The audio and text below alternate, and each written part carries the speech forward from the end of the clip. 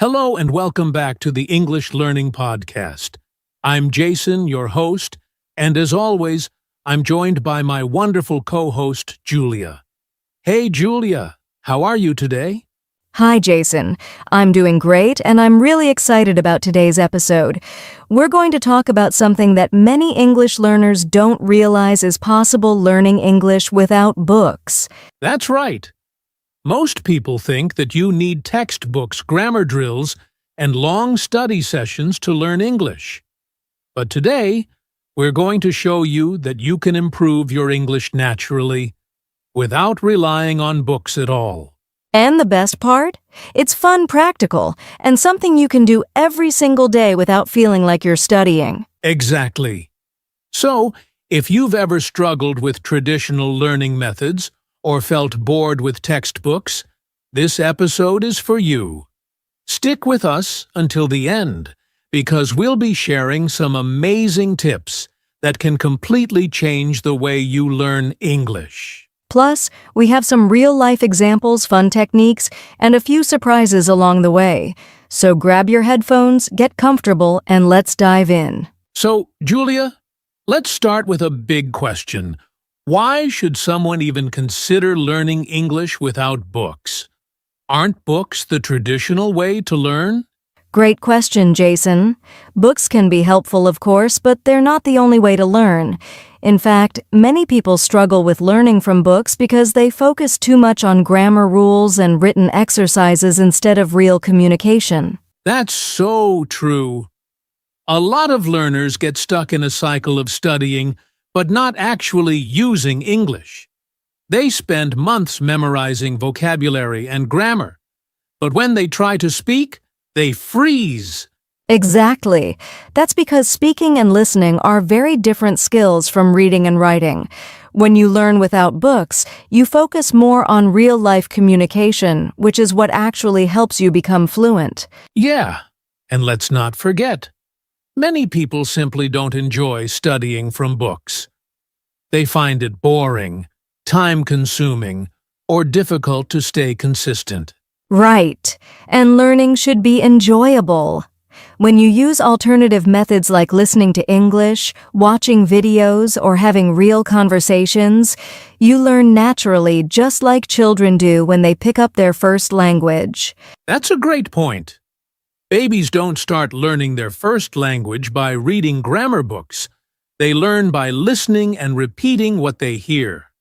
And adults can do the same with English. Exactly. Plus, learning without books gives you more flexibility. You don't need to carry heavy textbooks everywhere or sit in a classroom. You can learn anytime, anywhere on your phone while commuting, or even while doing daily activities. That makes learning English fit into your lifestyle instead of feeling like a chore. And honestly, it can be a lot more effective because you're learning in a way that matches how people actually speak in real life. That's why today we're going to share some of the best ways you can improve your English without ever opening a textbook. So if you've been struggling with books, don't worry, we've got you covered. All right. So let's jump into our first method, learning English through real-life conversations. All right. So now that we understand why learning English without books is a great idea, let's talk about one of the most effective ways to do it, real-life conversations. Julia, why is speaking with real people so important? Great question, Jason. The best way to learn a language is by actually using it. Think about it. When we were kids, we didn't learn our first language by reading grammar books. We just talked and listened to the people around us. Exactly. And the more we spoke, the better we got. That's the key. Real conversations force you to think in English and respond naturally, which is way more effective than memorizing vocabulary lists. Right. Plus, conversations help you learn in context. For example, if you're talking about food at a restaurant, you'll naturally remember words like menu order or delicious because you're actually using them in a real situation. That makes so much sense. And speaking also helps with confidence. A lot of learners are scared of making mistakes, but the more they practice, the easier it gets. Absolutely. And here's the thing, you don't need a teacher or a classroom to have real-life conversations. You can practice with friends, co-workers, or even online with language exchange partners. That's a great point. And if you don't have someone to practice with, here's a fun trick talk to yourself. I know it sounds silly, but it really works. Yes, you can describe what you're doing, like, "Now I'm making coffee," or imagine a conversation in your head. It helps you think in English and get comfortable with speaking. That's such an easy way to practice. And if you want to make it more interactive, you can also use apps like HelloTalk, Tandem, or Speaky to chat with native speakers or other learners. Exactly. And if you're shy, start small. Order food in English, ask for directions, or just say hello to someone in English. Every little conversation helps. That's great advice. The key is to speak as much as possible, even if you make mistakes. Remember, fluency comes from practice, not from perfection. Yes. So, if you're listening right now, here's your challenge today. Try to have at least one conversation in English, even if it's just a short one. You'll be surprised at how much you learn. That's a great challenge. All right, now let's talk about another fun way to learn English without books, movies, and TV shows. All right, now let's talk about one of the most fun ways to learn English watching movies and TV shows. Julia, why is this such a great method? Because it's entertaining and effective. When you watch movies and TV shows in English, you hear how native speakers actually talk. You pick up real-life expressions, slang, and natural pronunciation without even realizing you're learning. That's so true! And it's way more enjoyable than memorizing words from a textbook. Plus, you can actually see how people use body language and expressions when they speak. Exactly. And the best part? You can learn at your own pace. If something is too fast, just pause, rewind, and listen again. You can also use subtitles to help you understand. That's a great tip. Speaking of subtitles, what's the best way to use them? Should learners always watch with subtitles in their native language? Not necessarily. If you're a beginner, it's okay to start with subtitles in your native language. But as you improve, switch to English subtitles that way, you connect the words with their sounds and meanings. Yes! And once you feel more confident, try watching without subtitles at all. It might be hard at first, but it really trains your ears to understand spoken English. Right. And another fun trick is to repeat what you hear. If you like a phrase or sentence from a movie, pause and say it out loud. This helps improve your pronunciation and speaking rhythm. I love that idea. And choosing the right kind of show is also important. If you're a beginner, don't start with complicated movies full of difficult words.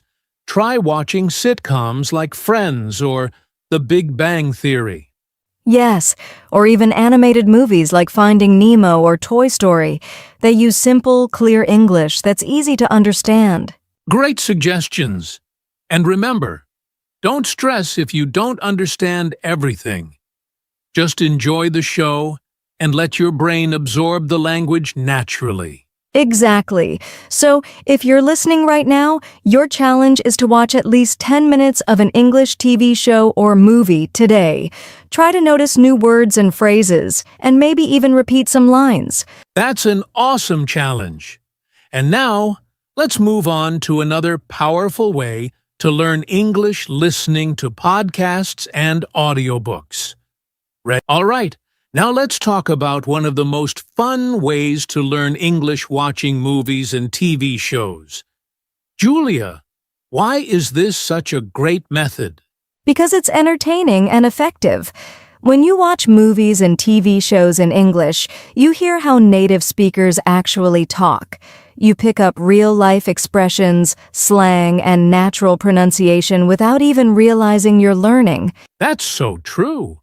and it's way more enjoyable than memorizing words from a textbook. Plus, you can actually see how people use body language and expressions when they speak. Exactly. And the best part? You can learn at your own pace. If something is too fast, just pause, rewind, and listen again. You can also use subtitles to help you understand. That's a great tip. Speaking of subtitles, what's the best way to use them? Should learners always watch with subtitles in their native language? Not necessarily. If you're a beginner, it's okay to start with subtitles in your native language.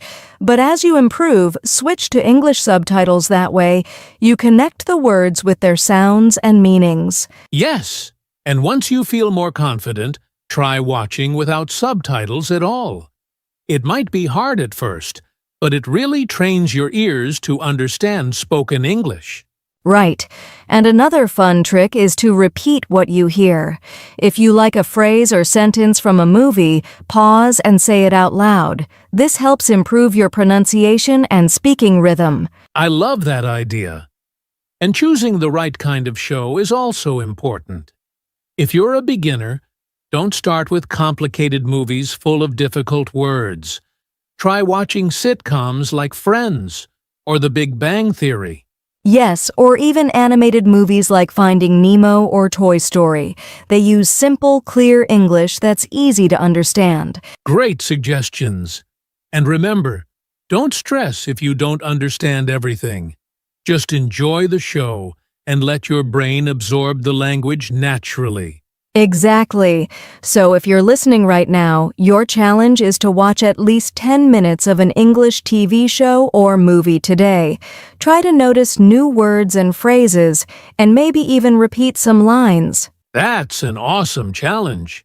And now, let's move on to another powerful way to learn English, listening to podcasts and audiobooks. Ready, Julia? Let's do it! All right, Julia. We just talked about learning from movies and TV shows, but there's another powerful way to improve English podcasts and audiobooks. Why do you think these are so effective? Podcasts and audiobooks are amazing because they help you immerse yourself in English, even when you're busy. You can listen while commuting, exercising, or even doing household chores. That's such a big advantage. Unlike reading a book, you don't have to sit down and focus. You can learn on the go. Exactly. And another great thing is that you hear natural pronunciation, rhythm, and intonation. This helps you get used to how English is actually spoken in real conversations. That's a key point. A lot of learners struggle with listening because textbook English is different from real spoken English. But when you listen to podcasts, you get used to different accents and speaking styles. Right. And the best part? There are so many podcasts and audiobooks for different levels. If you're a beginner, you can start with slow and clear English podcasts. And if you're advanced, you can listen to native-level content. Yes, and for those who love stories, audiobooks are fantastic. They improve your vocabulary, listening skills, and even your imagination, all at the same time. Exactly. And here's a tip. If you listen to something and don't understand everything, don't worry. Just focus on getting the main idea instead of trying to understand every single word. That's so important. Many learners feel frustrated when they don't understand 100%, but that's completely normal. The key is to keep listening regularly, and over time, your brain will automatically understand more. Yes. So if you're listening to this podcast right now, you're already using one of the best methods to learn English. Great job. That's right. And here's a quick challenge for our listeners. Find a podcast or audiobook in English today and listen to at least 5 minutes. Even just a few minutes a day can make a big difference. Love that challenge. And now, let's talk about another great way to learn English using social media and online content. All right, Julia. So we've talked about podcasts, movies, and conversations, but let's be honest, most people spend hours on social media every day. So why not use it to learn English? Exactly, Jason. Social media isn't just for fun. It can be a powerful learning tool.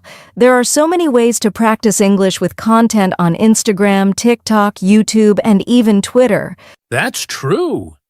And the best part? It's short and easy to digest. You don't have to sit down with a big book. Just watching a 1-minute video or reading a short post in English can help.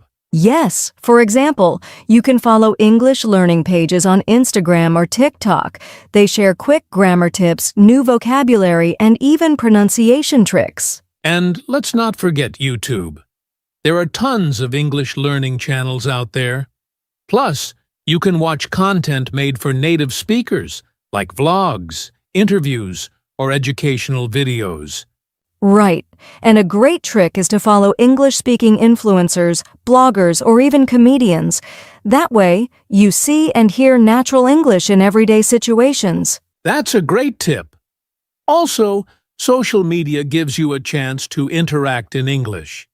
You can leave comments, reply to posts, or even join discussions in Facebook groups or Reddit forums. Yes, writing comments is a great way to practice. And if you're shy, start small. Just write "great post" or "thanks for sharing." Then, as you get more confident, write longer comments. Love that idea.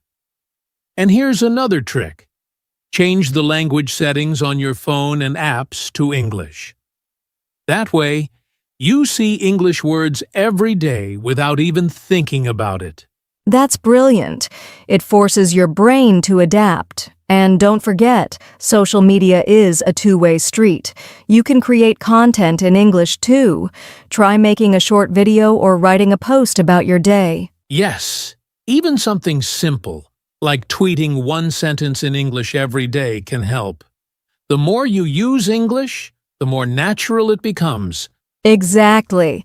So here's today's challenge. Find one new English learning account to follow and leave a comment in English on a post today. It's an easy way to practice. That's a great challenge. Now, let's talk about another exciting way to improve English traveling and immersing yourself in an English-speaking environment. Ready? All right, Julia.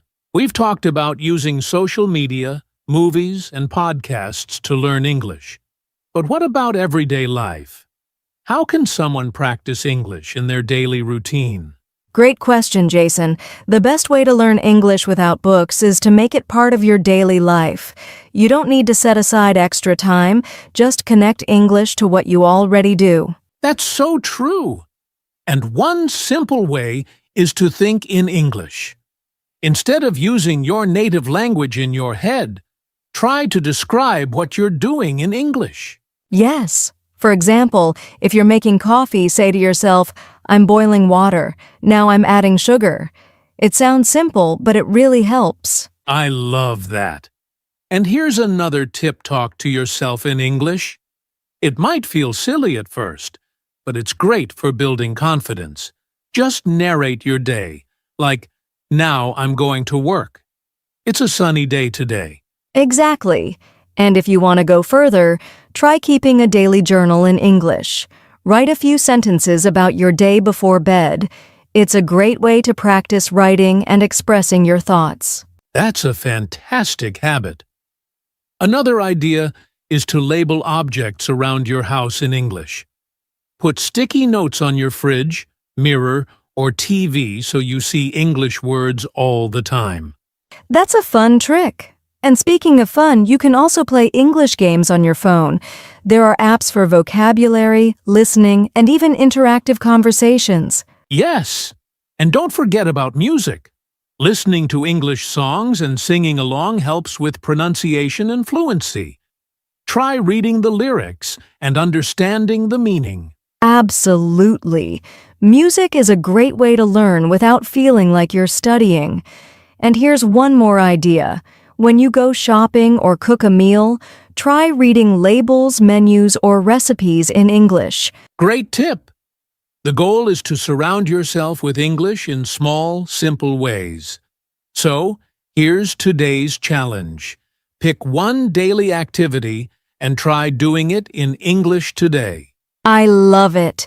Whether it's thinking in English, labeling objects, or singing a song, just make English part of your routine. The more you do it, the more natural it will feel. Exactly. And now, let's move on to our final section, staying consistent and having fun while learning English. All right, Julia. We've shared so many great ways to learn English without books. But let's be honest, none of these methods will work if learners aren't confident or don't stay consistent. All right, Julia.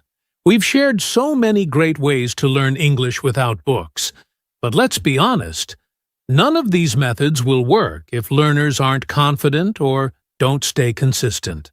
Right. And confidence is key. If you're afraid of making mistakes, you won't speak, and if you don't speak, you won't improve. Yes, mistakes are part of learning. Every fluent English speaker made tons of mistakes before they got good.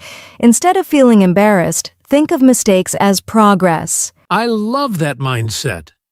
And consistency is just as important. Even if you only practice for 10 minutes a day, doing it every day is better than studying for 5 hours once a month.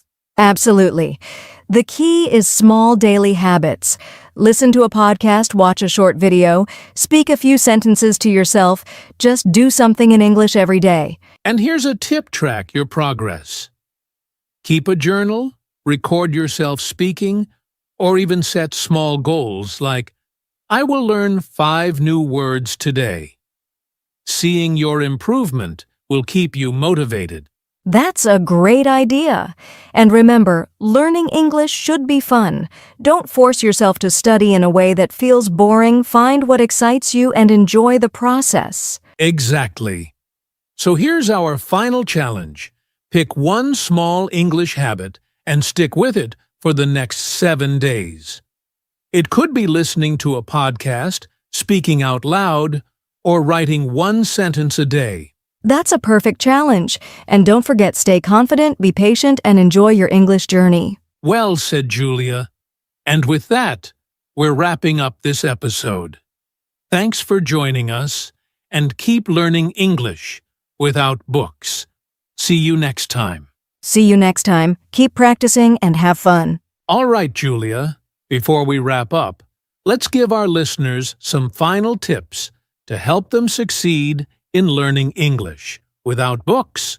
Great idea, Jason. My first tip is, don't wait for the perfect moment to start, just start now. Even if you feel nervous, use the methods we shared today and take action. That's so important. And my tip is, immerse yourself in English every day. Whether it's listening to a podcast, watching short videos, or thinking in English, just keep going. Yes, and here's another one. Don't be afraid to make mistakes. Every mistake is a lesson, so instead of feeling embarrassed, learn from it and move forward. Exactly. And my final tip, enjoy the process. Learning a language should be fun, not stressful. Choose content and activities that excite you, and learning will feel natural. I love that. So to all our listeners, here's your challenge. Pick one method from today's episode and start using it right now. Whether it's watching an English video, speaking to yourself, or commenting on a post, just do it. Yes, and don't forget to subscribe to our podcast so you never miss an episode. Also, share this podcast with your friends who want to learn English in a fun and natural way. That's right, and if you have questions or want more tips, let us know in the comments or on social media. We would love to hear from you. Thank you for joining us today. Keep practicing, stay confident, and remember you can learn English without books. See you next time. See you next time. Keep learning and have fun.